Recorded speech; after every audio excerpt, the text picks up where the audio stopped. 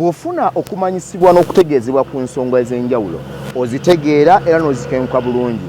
Bw'omala okuzikenkuka okola ebintu byo byonna mu ngeri nga ya njawulo nnyo.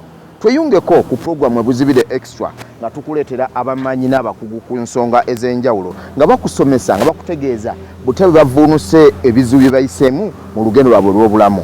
Oli mu byanjigiriza, omusomesa, oli musawo mu by'obulamu, oli musuubuzi, oli mulimi oba mulunzi. Abaffe twegatteko. Namba t-shirt zaali 3, empale zaali 3 nazo, n'entambula saalina ngatto mu bigere.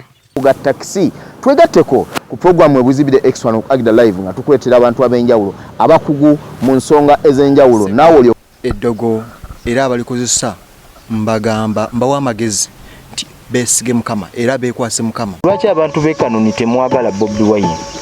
Bobi Wine bamwagala ate nga muzaale waaba. Bobi Wine ayagalibwa olugendo lw'obulamu obwo.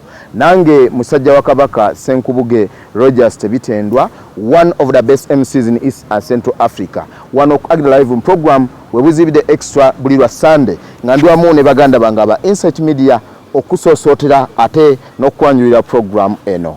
Tukusaba ekintu kimu, tova ku AGDALIVE anti AGDALIVE ly'eddoboozi ly'eggomba. AGDALIVE eddoboozi ly'eggomba.